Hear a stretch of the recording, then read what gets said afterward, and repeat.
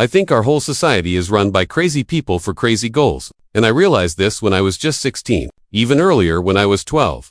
Now, many years later, I still feel the same. Hello, today I will talk about the secrets I kept for many years. These are things I never told anyone about my old friend George Harrison. These recordings were made during John Lennon's lonely days in New York in the late 1970s, when he was dealing with the breakup of the Beatles. In these confession tapes, Lennon not only talks about the tensions between him and Harrison, but also reveals a surprising love triangle involving Harrison, Pattie Boyd, and Eric Clapton. He also shares his suspicion about a possible confusing relationship between Harrison and a member of the band's crew. But in the end, the question remains, who was George Harrison really? And why did Lennon decide to tell these truths before he died? One of the most shocking things was about the relationship between George Harrison and Brian Epstein, the Beatles' manager. In the early 1960s, when the band was becoming famous, tours and recording sessions gave the members a lot of time together. It was during these moments that Lennon noticed things few people knew. Lennon remembered the early days of the Beatles when their fame was rising. Even though George Harrison was always quiet and shy,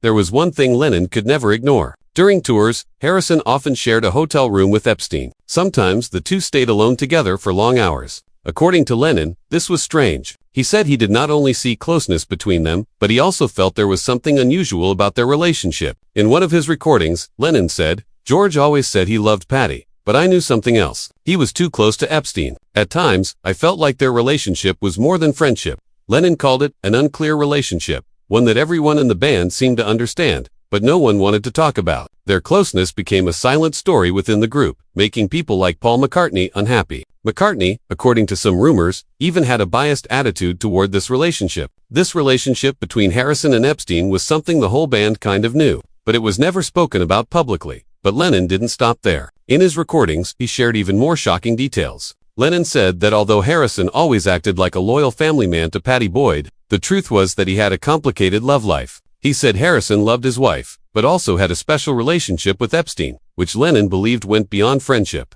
These revelations made people question Harrison's honesty and also made Lennon feel betrayed, not only by Harrison, but also by the fact that the other band members knew about this and still stayed silent. When the Beatles were still together, this topic was a complete taboo that no one wanted to discuss. But as things fell apart, Lennon decided to reveal everything. With these recordings, Lennon not only uncovered the mysterious relationship between Harrison and Epstein, but also exposed the complicated connection he had with his former band. No one expected that someone like Harrison, who was known as calm and thoughtful, would have such dark secrets. Lennon felt disappointed not only in Harrison, but also in himself for not seeing the truth earlier. When the media discovered these details, they were shocked. Lennon's confessions shook not only the music world, but also the loyal fans of the Beatles. These stories made people question the real lives of these music legends. Although the rumors about a romantic relationship between Harrison and Epstein were never proven, Lennon's words changed how people saw Harrison. So the question appeared, was Harrison really the family man he showed to the world, or was he hiding a part of himself?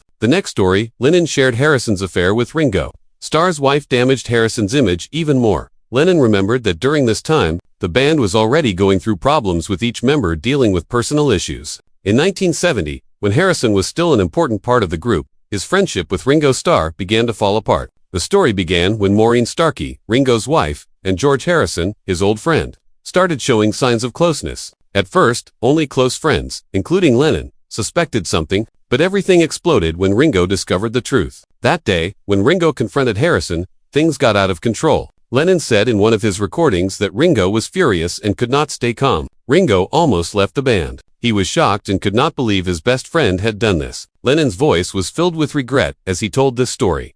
The argument between Harrison and Ringo was not just a small talk. It turned into a physical fight in a recording studio where no one expected it. People who were there said the atmosphere was so tense that everyone else could only watch. Bitter words and accusations filled the room. Ringo, heartbroken by the friend he trusted, could not control his anger. Harrison stayed silent and did not apologize, making things worse. Lennon, who witnessed everything, felt deeply disappointed. In his recordings, he said, "I can't believe George would do this to Ringo."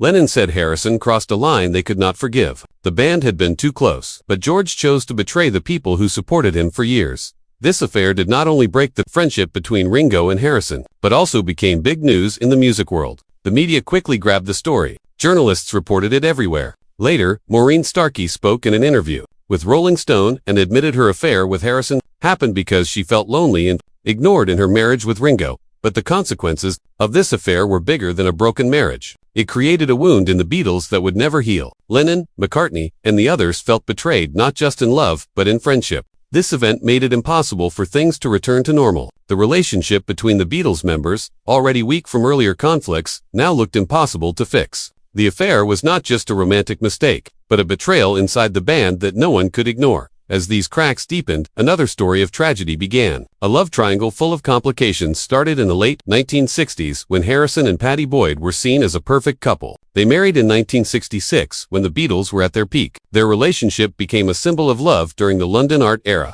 But behind the beauty, problems were growing. In 1970, as their marriage became cold, one name kept appearing: Eric Clapton. Clapton, a close friend of Harrison, had always been around both of them at music events and parties. But no one expected that this closeness would turn into something more. As Harrison spent more time on music, Clapton slowly became closer to Pattie.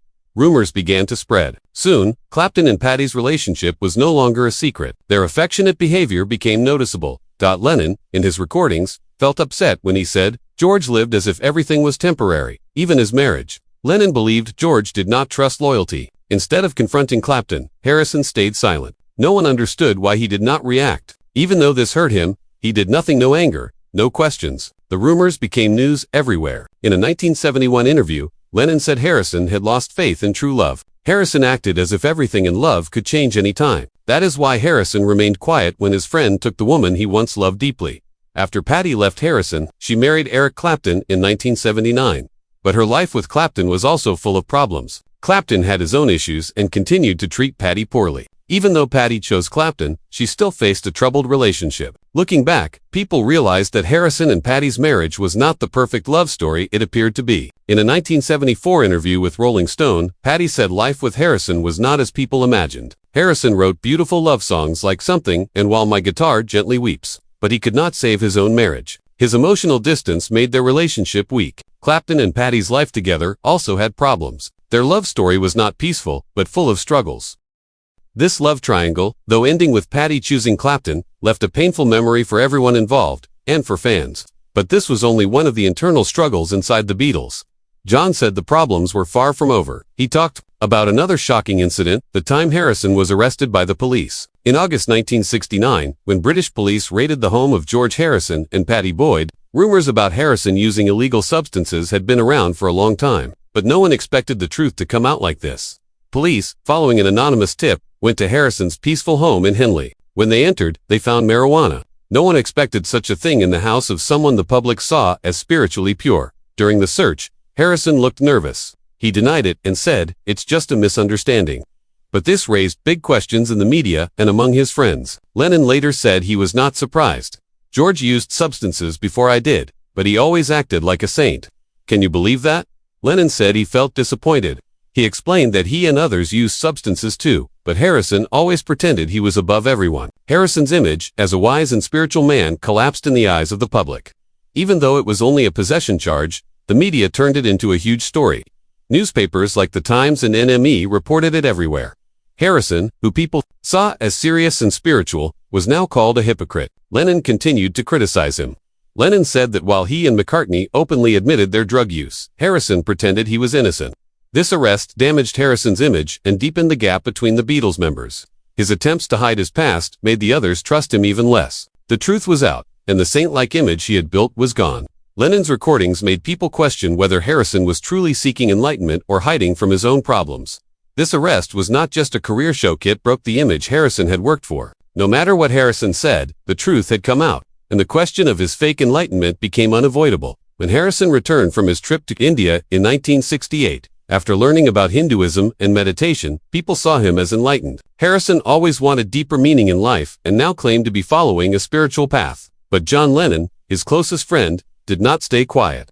In later recordings, Lennon expressed disappointment and criticized the spiritual journey Harrison was following. Lennon believed Harrison did not truly understand Hinduism and only used it to escape his past. Lennon harshly said in a 1971 interview, "George replaced LSD with Sanskrit chants. He thinks meditation will erase his past, but he is just running away. He does not understand spirituality." Harrison tried to present himself as spiritual, but started following things blindly. He trusted the teachings without fully understanding them. Rumors spread that Harrison believed in mystical rituals for protection, charms, and strange ceremonies. People in the music world were surprised by how superstitious Harrison became. In conversations, Lennon criticized Harrison's behavior. He said, "He is not becoming enlightened. He is escaping." According to Lennon, Harrison hid the darsa, parts of his life like drug use and emotional problems behind religion. This hurt their friendship. Harrison believed meditation and Hinduism would help him escape his past, but he did not realize he was moving further away from himself. His growing superstition shocked even his closest friends. People began to doubt his sincerity. In a 1974 interview with Rolling Stone, Lennon said, "He does not understand Hinduism. He is using it to hide his fears."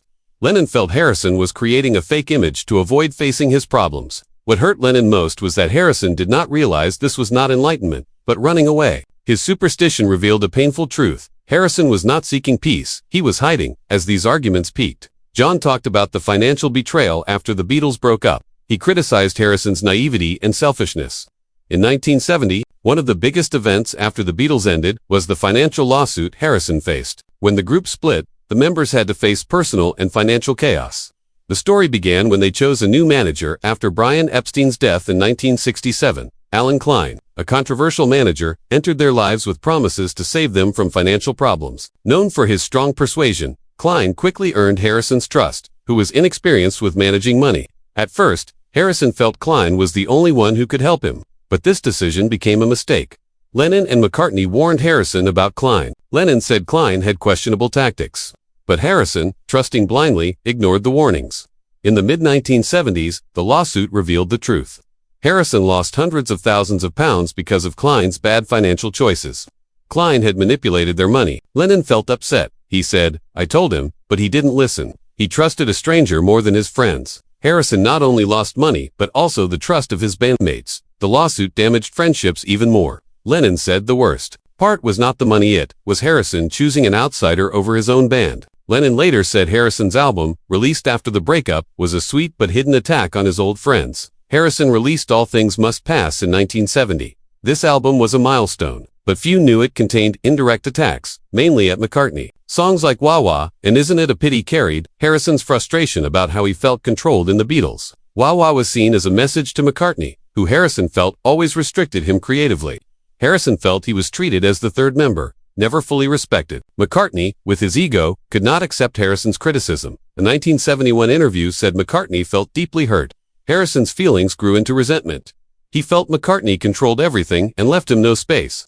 This affected him emotionally and creatively. Instead of fixing things, Harrison expressed his anger in songs. All Things Must Pass became not just music, but a complaint against McCartney. When Lennon first heard these songs, he became angry.